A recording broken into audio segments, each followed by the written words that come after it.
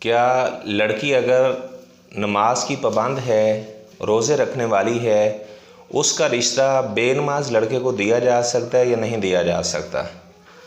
دراصل بات یہ ہے، جو لڑکی صوم و صلات کی پابند ہے اس کا رشتہ بے نمازی لڑکے کو نہیں دیا جا سکتا۔ سورہ سجدہ میں اللہ تبارک و تعالی ارشاد فرماتے ہیں، آفمن کان مؤمنا کمن کان فاسقا، جو آدمی ایمان والا ہے کیا وہ اس کی طرح ہو سکتا ہے جو فاسق ہے؟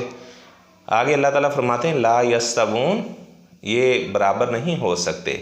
یعنی جو لڑکی صوم و صلات کی پابند ہے اس کا بے نمازی فاسق کو رشتہ نہیں دیا جا سکتا، کیونکہ کفو ہی نہیں ہے، برابری نہیں ہے۔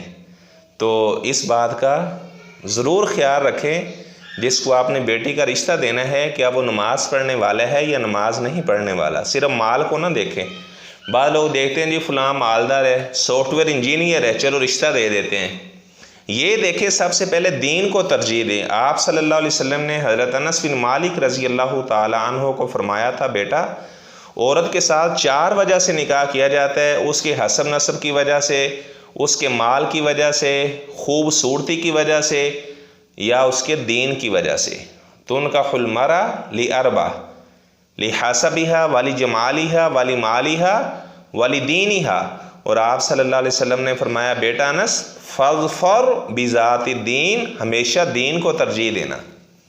اگر آپ کا داماد بے نمازی ہے اور آپ کی بیٹی نماز پڑھنے والی ہے، یہ رشتہ درست نہیں ہے۔ ایسے کبھی بھی آپ کی بیٹی پرسکون زندگی بسر نہیں کر سکتی اگر اس کا شوہر بے نماز ہے۔